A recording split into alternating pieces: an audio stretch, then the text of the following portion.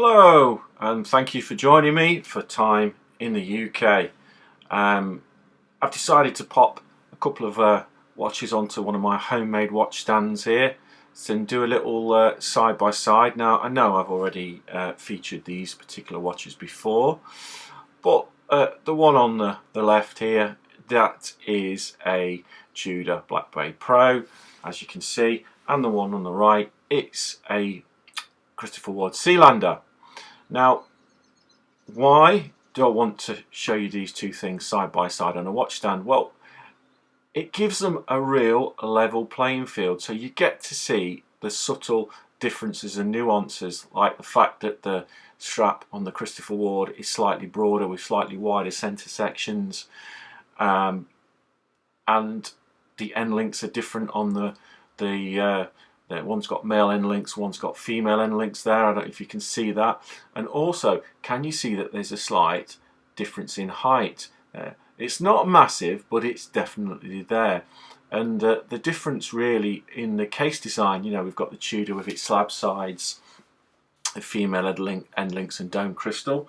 And we've got the Christopher Ward with a flatter crystal and its light catcher case. And I think you can see that the Sealander does allow the Christopher Ward to be a little bit more of a lower profile watch, and then, you know, from some angles you can really pick that up. You know, the crown height off the stand, and but again, from some angles it's not so clear that there's a massive height difference really between the two. But look how the Christopher Ward conforms to wrist, and the Tudor's more of a plonked on style of watch.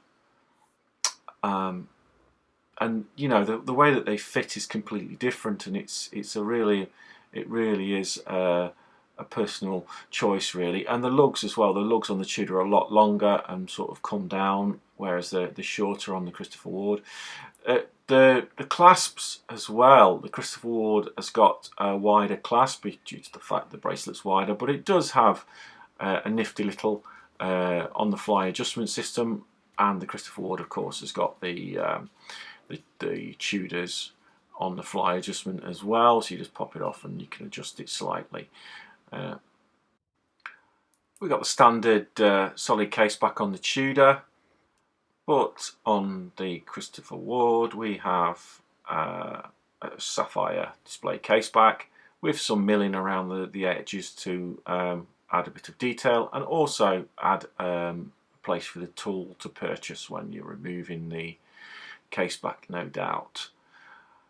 The rotor is quite nicely decorated. You know, there's a lot of decoration and features really going on in this particular watch.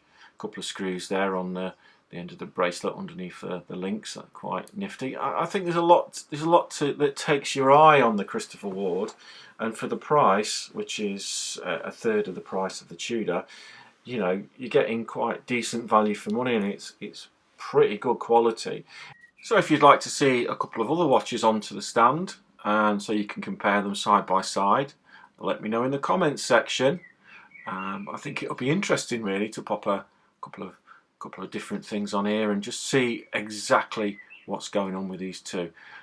Anyway, thank you for watching these two splunking watches. Thanks for stopping by. Give us a like, give us a comment and subscribe.